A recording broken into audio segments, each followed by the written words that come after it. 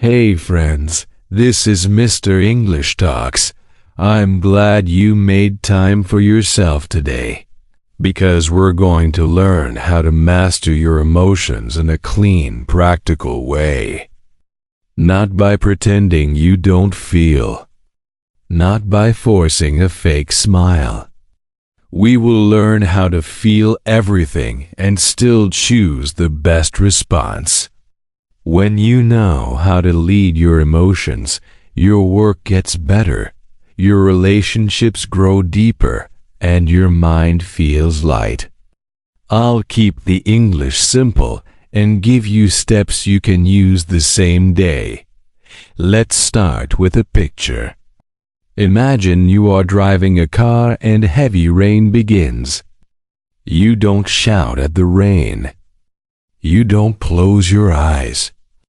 You keep your hands on the wheel, slow down a little, turn on the wipers, and focus on the road. Emotions are like weather in your body.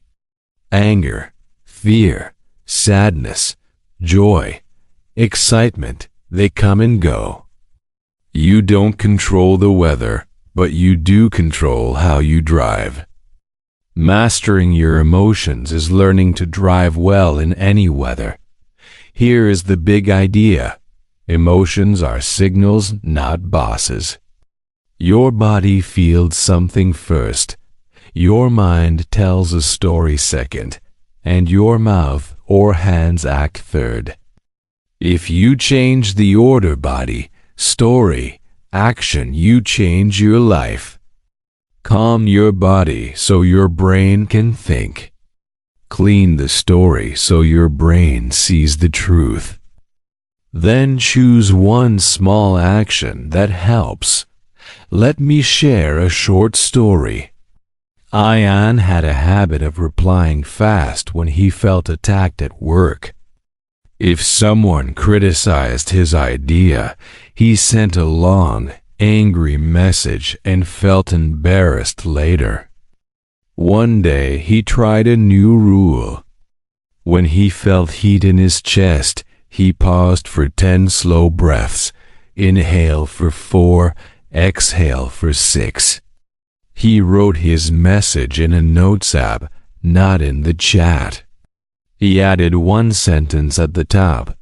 What outcome do I want? He removed the extra words, kept one clear point, and pressed send the next morning. Within 1 week, fights dropped, respect rose, and his ideas landed better. He didn't stop feeling. He started leading the feeling. The first tool is the 90-second wave. When emotion hits, hormones rush for about a minute and a half. If you can stay still and breathe through that wave, you get control back. Sit or stand tall. Inhale through your nose for 4 counts.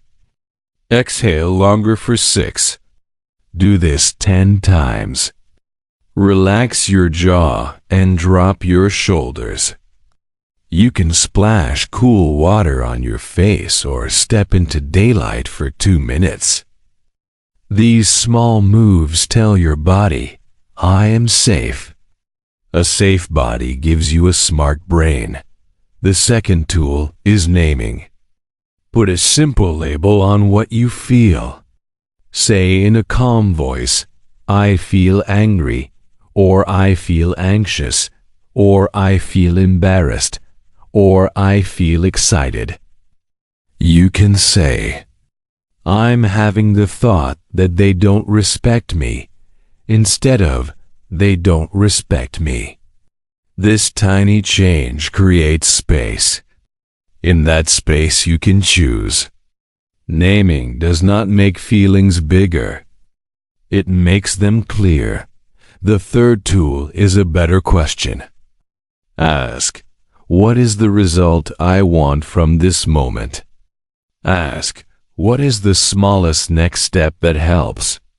If your child breaks a glass, the result you want is a safe floor and a calm child who learns. Your next step is to move them away, breathe once, and clean together.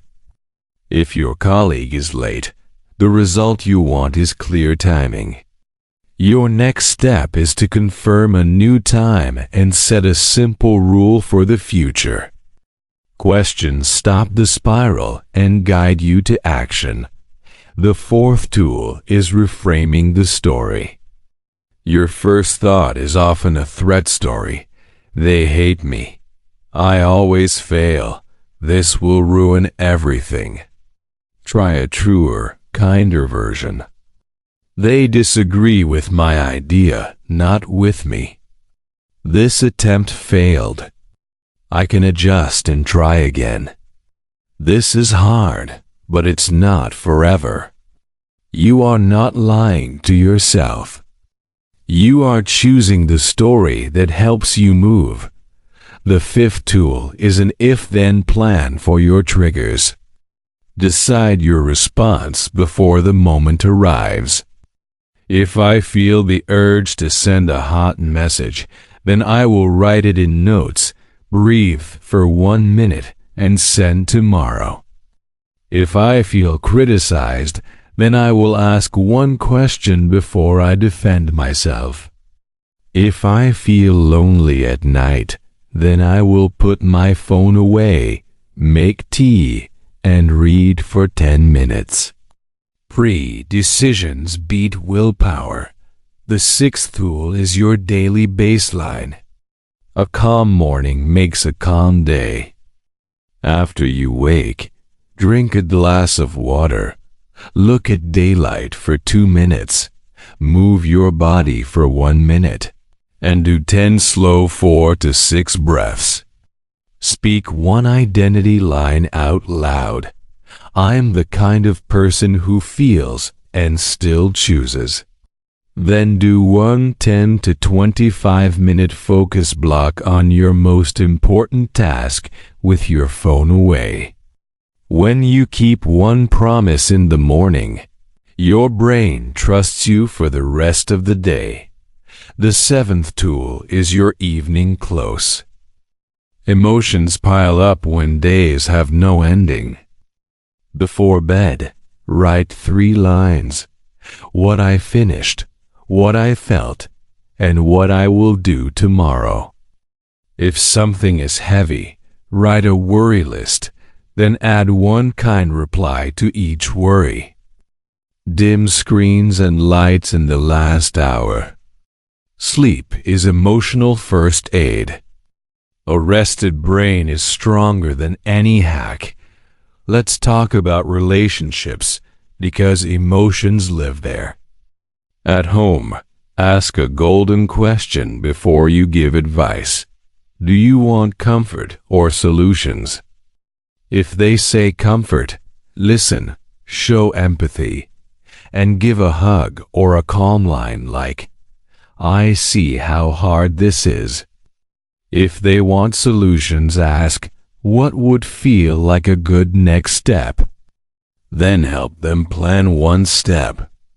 At work, speak in short, clear messages to avoid drama. Use this format. Headline, one reason, next step. For example, we can hit Friday if we pause feature C that saves 2 days of testing.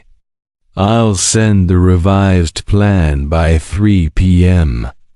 Calm structure lowers everyone's emotion. Boundaries protect your peace. You can say no with respect. I'm at capacity today. I can help for 20 minutes tomorrow at 11. I don't discuss private matters at work. I can do A and B within this budget. We can add C next month. A boundary is a door you control. It keeps love and respect inside and lets stress stay outside. Your body is part of the plan. Food, water, and movement change mood. Eat for steady energy. Protein with your first meal helps. Drink water through the day. Move for 10 minutes in the afternoon when your mind gets cloudy. Try a short walk or light stretching. Listen to music that calms or lifts you. Intense emotions are easier to carry when your body is strong. Let me give you a second story. Lena was preparing for an exam and felt panic whenever she opened her books. She told herself she was bad under pressure. She changed 3 things. First, she did the 90-second wave whenever panic rose. Second, she studied in 20-minute sprints with her phone in another room and repeated a steady line, "I can do the next page." Third, she recorded a 1-minute voice note after each session saying what she learned. After 10 days, she didn't become a robot. She still felt stress, but the stress no longer drove her. Her score went up because her nervous system calmed down and her focus came back. Here is a simple 7-day plan to make this real.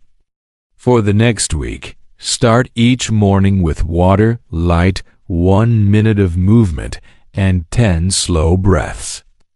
Speak your identity line. I'm the kind of person who feels and still chooses. Do one 10 to 25-minute focus block with your phone away. During the day, when a strong emotion hits, ride the 90-second wave, name the feeling, and ask, "What is my next small step?" In the evening, write your 3 lines and plan one if-then rule for tomorrow's trigger. Keep this light. Light means repeatable. Repeatable means powerful.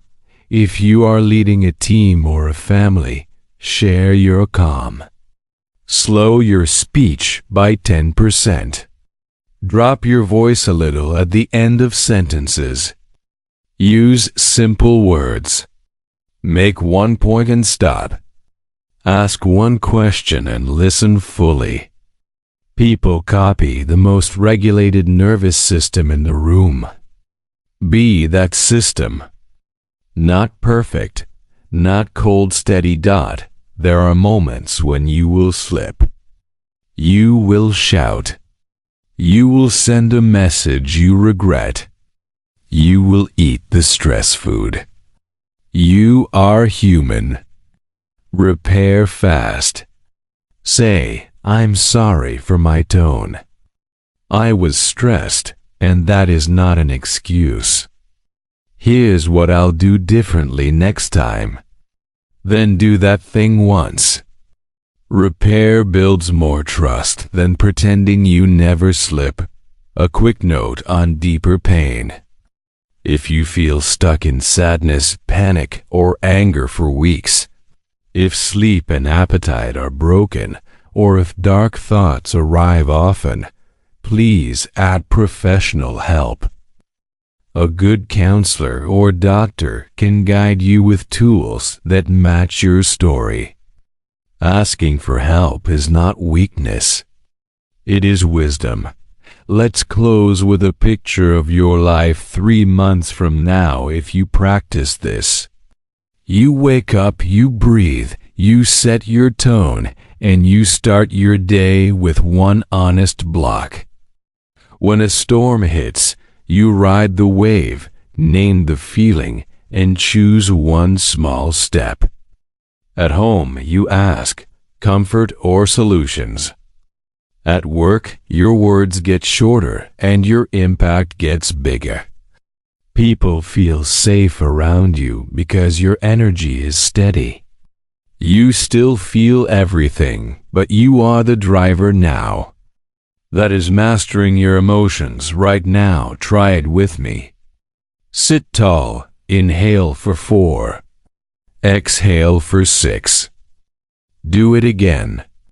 Name one feeling that is with you today. Say, I feel. Now ask, what is the smallest next step that helps me today? Write it down. Set a 10-minute timer. Begin. When the timer ends, whisper to yourself, I chose well. That is how a new life starts. One breath, one name, one step. Thank you for spending your time with me at Mr. English Talks. Keep your hands on the wheel. Keep your breath long on the way out, and keep choosing your best next move. If you like this video, don't forget to subscribe to this channel.